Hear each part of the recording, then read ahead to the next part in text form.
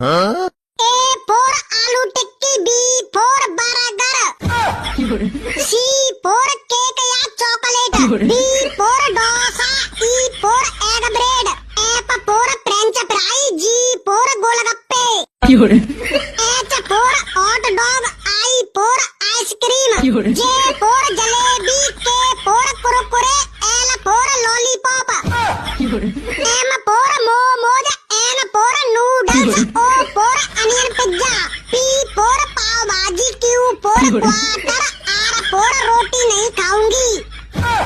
S for sandwich, T for toffee, U for upma, V for bada pav, W for wine, X for executive, Y for yogurt, Z for Zomato जिंदाबाद।